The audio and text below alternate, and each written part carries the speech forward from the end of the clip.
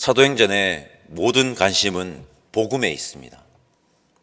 사도행전의 핵심, 본질은 복음입니다. 예수님을 믿고 따르는 우리의 인생의 본질 역시 무엇이 되어야 할까요? 당연히 복음이어야 합니다. 바울의 여정 역시 다른 것이 없습니다. 오직 복음이고 오직 예수입니다. 우리의 인생 여정도 다를 것이 없기를 바랍니다. 오직 복음, 오직 예수입니다. 우리 1절에서 3절 말씀 우리 함께 읽어보겠습니다. 1절에서 3절입니다. 바울이 더베와 루스드라에서도 이름에 거기 디모데라 하는 제자가 있으니 그 어머니는 믿는 유대 여자요 아버지는 헬라인이라.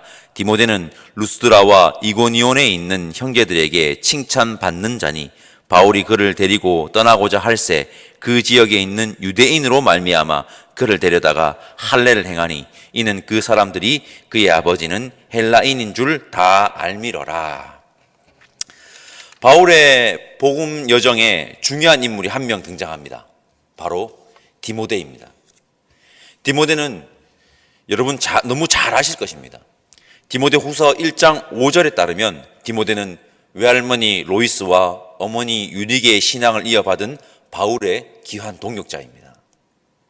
오늘 본문에서 주목한 부분은 바울이 디모데에게 할례를 행하였고 디모데는 할례를 받았다는 것입니다. 갈라디아서 2장 3절을 보면 자신의 동역자 디도에게는 억지로 할례를 받을 필요가 없다고 합니다. 바울은 왜 그랬을까요? 바울이 왜 그랬을까요?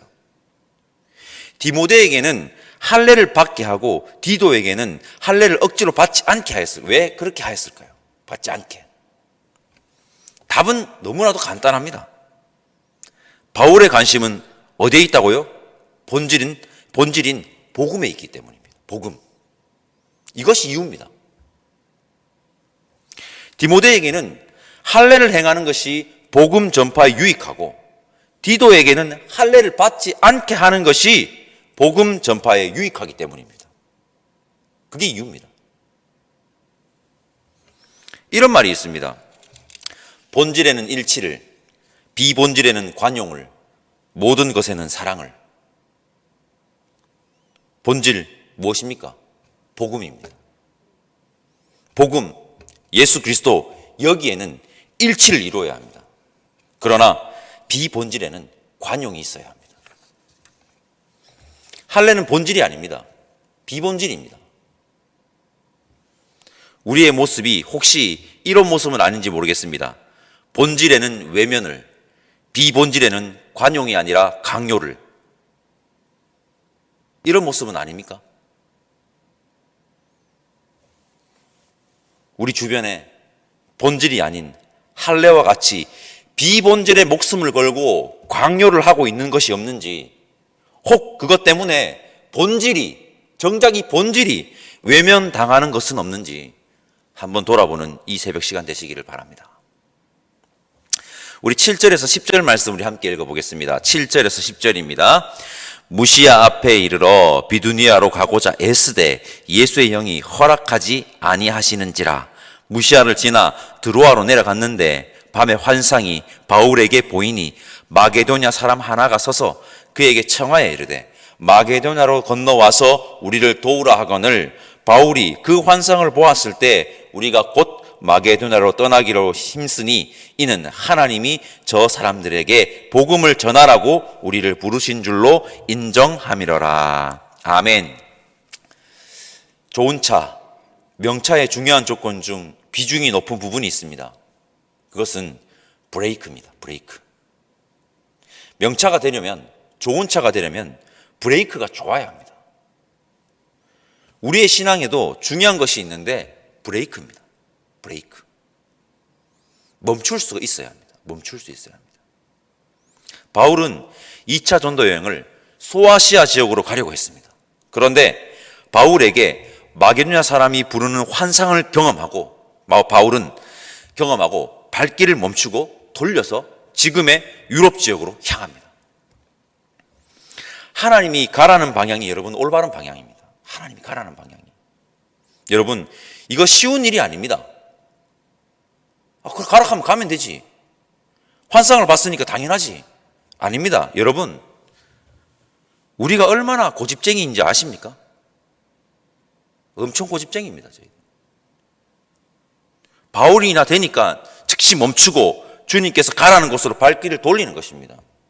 여러분, 우리 고집쟁이가 되지 맙시다. 오늘 새벽에도 기도합시다. 하나님, 고집쟁이가 되지 않게 해달라고. 하나님의 뜻을 발견하게 하시고 하나님이 명하신 대로 살아가는 순종의 종이 되게 해달라고 오늘 새벽에도 기도하시기를 소망합니다. 기도해야 고집쟁이가 되지 않습니다. 날마다.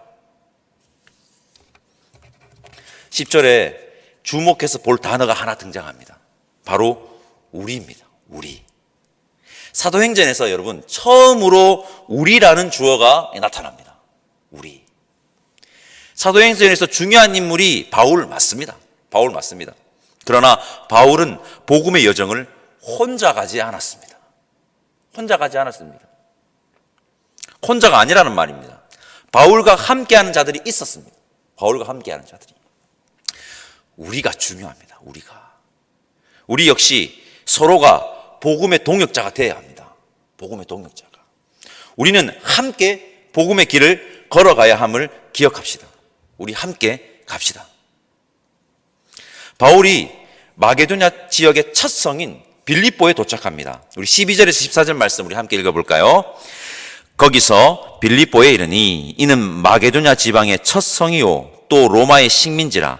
이 성에서 수일을 유하다가 안식일에 우리가 기도할 곳이 있을까 하여 문밖 강가에 나가 거기 앉아서 모인 여자들에게 말하는데, 두아디라시에 있는 자색 옷감 장사로서 하나님을 섬기는 두르디아라 하는 한 여자가 말을 듣고 있을 때 주께서 그 마음을 열어 바울의 말을 따르게 하신지라. 아멘. 빌립보 성에서 누구를 만납니까? 루디아를 만납니다. 루디아를. 바울은 루디아를 만났고 루디아는 복음을 받아들입니다. 그리고 루디아의 집은요, 복음의 전초기지, 본부와 같은 역할을 했습니다. 바울이 빌립보에서 루디아를 만난 것이 유럽 전역을 향해서 복음이 뻗어나가게 하는 귀한 디딤판 같다는 생각이 지워지지가 않습니다. 이 루디아와의 만남이. 저의 평가이긴 하지만 그녀는 자신의 이 헌신이 이후 바울의 전도 여행에 복음의 역사에 발판이 되리라고 생각을 했을까요? 그녀는 은혜를 받았으니 자신이 위치에서 최선을 다해서 복음의 일을 그냥 감당했을 것입니다. 이 헌신에 성령의 역사가 임하여 복음의 귀한 발판이 된 것입니다. 성도 여러분, 우리 역시 우리에게 주어진 위치에서 주어진 사역에 그냥 최선을 다합시다. 그 이유는 성령의 역사가 있을 것입니다. 우리의 헌신이 혹 그것이 작은 헌신이라도 복음의 사역에 반드시 귀하게 쓰임을 받을 것입니다. 사도행전 16장을 보면 바울과 그의 일행이 감옥에 갇히는 일이 발생합니다. 바울과 그의 일행들이 왜 감옥에 갇혔냐? 무리들의 고발 내용이 무엇이냐? 성을 요란하게 만들고 미풍양속을 어지럽힌다는 것입니다. 이것은 표면적 이유이고 진짜 이유는 19절에 나와 있습니다. 제가 19절 한번 읽어보겠습니다. 여종의 주인들은 자기 수익의 소망이 끊어진 것을 보고 바울과 실라를 붙잡아 장터로 관리들에게 끌어갔다가, 바울이 여종을 사로잡고 있던 귀신을 쫓아버립니다. 여종이 치유가 된 것입니다. 치유가.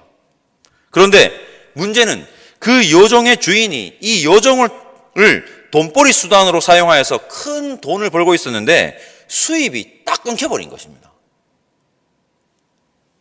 그들이 고발한 표면적 이유는, 즉 미풍양속 같은 이 명분 말고 진짜 이유는 자신들의 이익 때문입니다. 다른 게 없습니다. 자신들의 이익 때문입니다. 자기가 불이익을 당한 것입니다. 이게 인간의 실체입니다. 이게 인간의 실체입니다. 문득 이런 생각이 떠올랐습니다.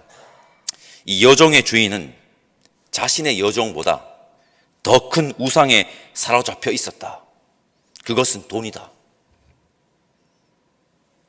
돈이라는 우상에 사로잡히지 맙시다. 하나님은 사람을 수단으로 여기고 자신의 이익을 취하는 것을 정말 싫어합니다.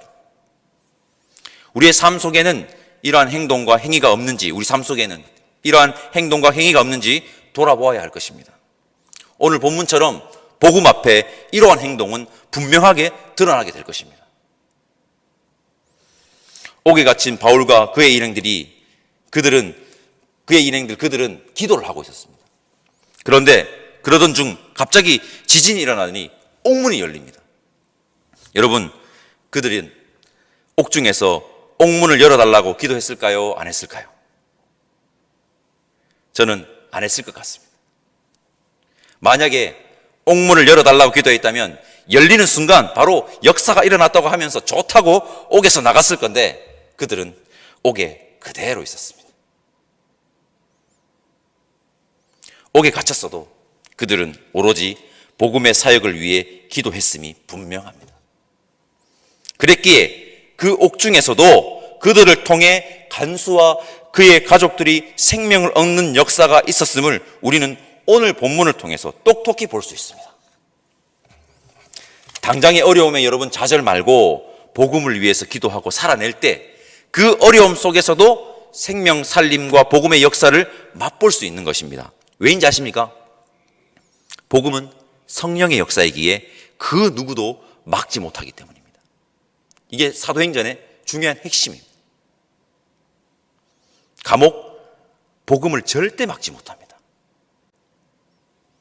성도 여러분, 오늘 말씀을 한번 정리해 보겠습니다. 본질, 즉 복음에는 일치를, 비본질에는 관용을 베푸는 자들이 됩시다. 우리 고집쟁이가 되지 맙시다. 그리고 우리는 함께 복음의 길을 가야 합니다. 우리에게 주어진 위치에서 주어진 사역에 최선을 다합시다. 오늘도 자신의 이익을 위해 사람을 수단으로 사용하는 것을 하나님이 싫어하신다는 것을 기억하고 명심합시다. 당장의 어려움에 좌절 말고 복음을 위해 기도합시다. 그렇게 복음을 위해 살아가는 저와 여러분들 되시기를 간절히 소망합니다. 기도하겠습니다. 하나님, 감사합니다. 사도행전의 모든 관심이 복음임을 압니다.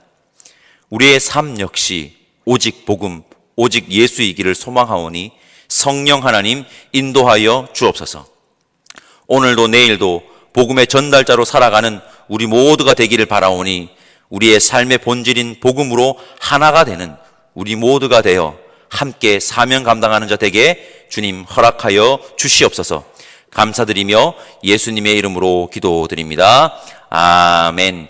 하늘에 계신 우리 아버지, 아버지의 이름을 거룩하게 하시며 아버지의 나라가 오게 하시며 아버지의 뜻이 하늘에서와 같이 땅에서도 이루어지게 하소서. 오늘 우리에게 일용할 양식을 주시고 우리가 우리에게 잘못한 사람을 용서하여 준 것 같이 우리 죄를 용서하여 주시고 우리를 시험에 빠지지 않게 하시고 악에서 구하소서. 나라와 권능과 영광이 영원히 아버지의 것입니다. 아멘.